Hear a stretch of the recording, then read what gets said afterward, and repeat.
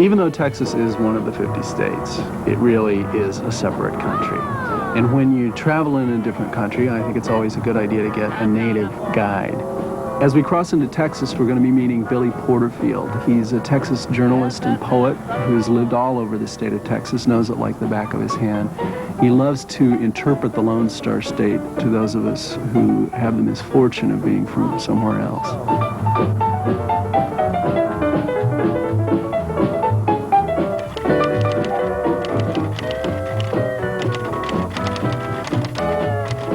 Why last night did I drive east instead of west? Was it a yen to leave all this? Whatever. It never works.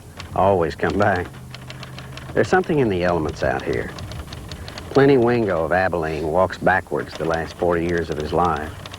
Captain Britt of Brazoria is buried standing up, facing west. You stand over their graves and you wonder about the madness about.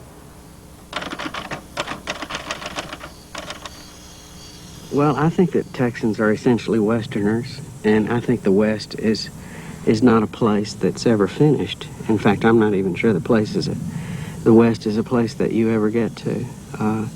The West is always being made. It's always in process.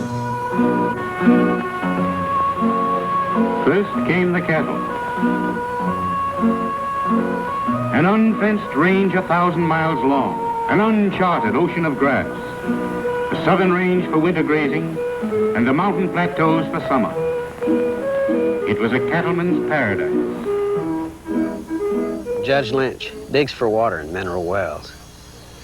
Creates a spa, a healing spa called Crazy Water. The town booms, and then, without explanation, the water loses its efficacy. Town dries up, leaving a 445-room hotel to stand empty, mute as the Sphinx, as if to remind the people of their folly.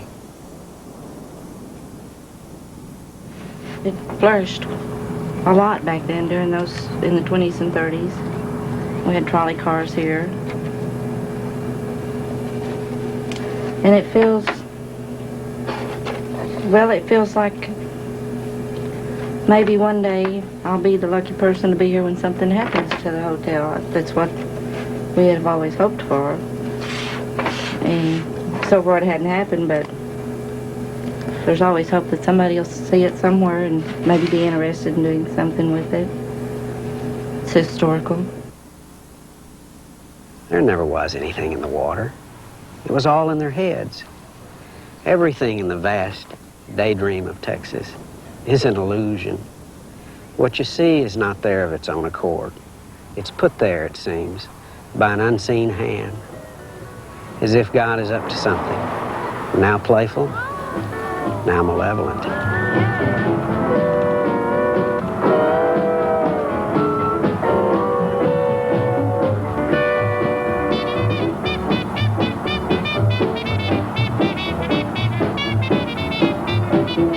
I'll chat down, Brother Alex, for sure.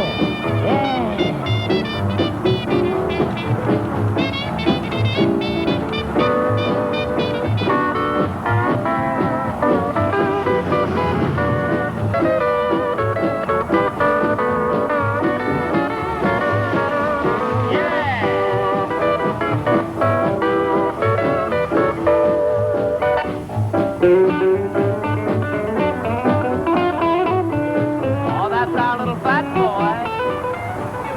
Hello, I'm Michael Laws. We're in Archer City, Texas, which is the hometown of the movies The Last Picture Show, also Texasville.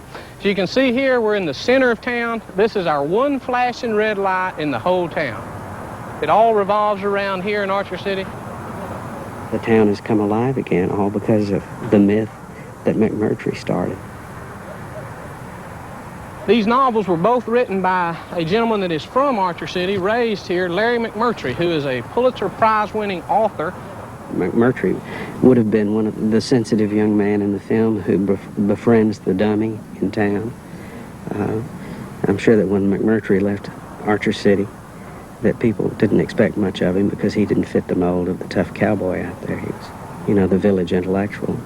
But he was listening all the time. And I think in every town like that, there are sensitive souls, and that's the ones that I like to look for.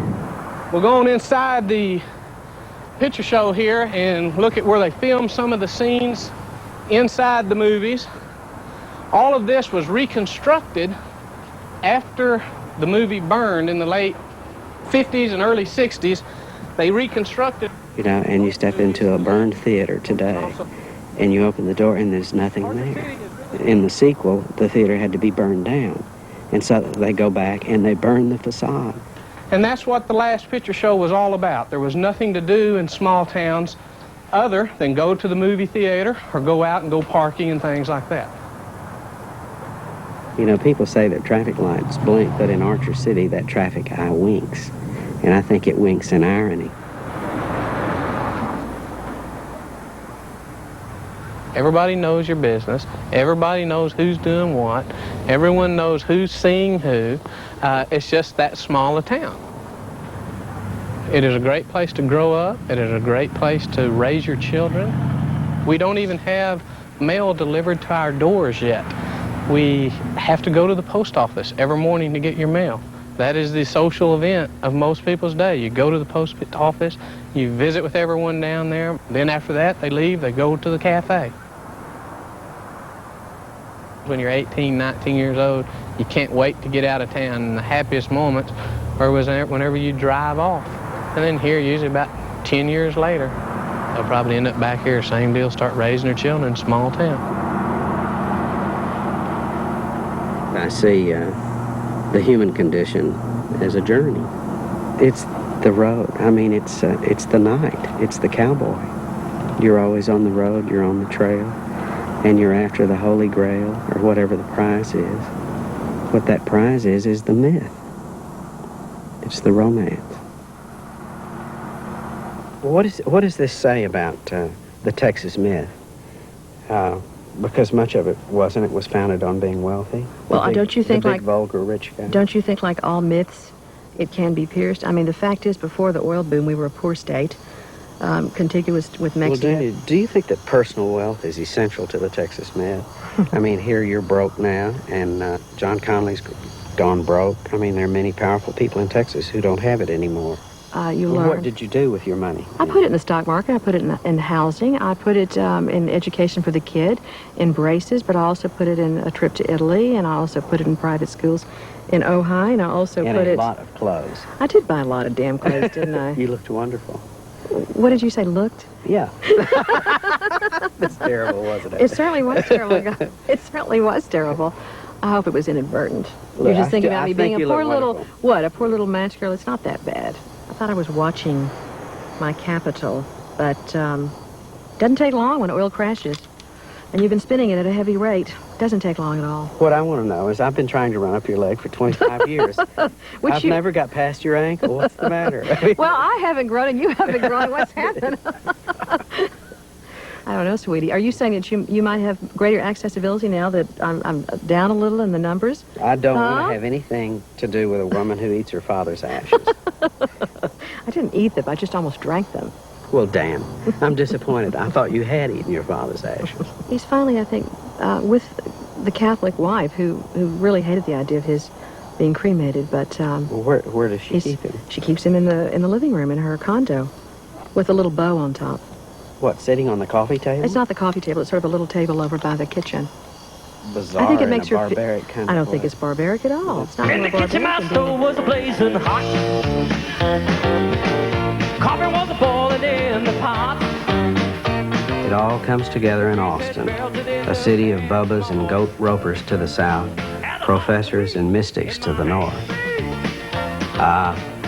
But as always, a honky-tonk is only a Saturday night away. Right on the hot stove with the pots and the pans. I said that's hot enough to get a shout. He drank the hot coffee right from the spout.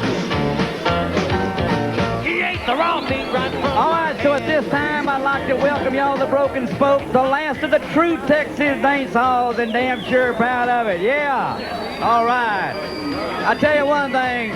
We ain't fancy out here, but we darn sure are country. That's the way we're going to keep it. We're not getting none of them hanging fern baskets on that ceiling. None of that stuff. None of that Pierre water out here either. And when you go up front and order you a hamburger, don't ask for no Grey Poupon. You're getting mustard at the spoke, yeah.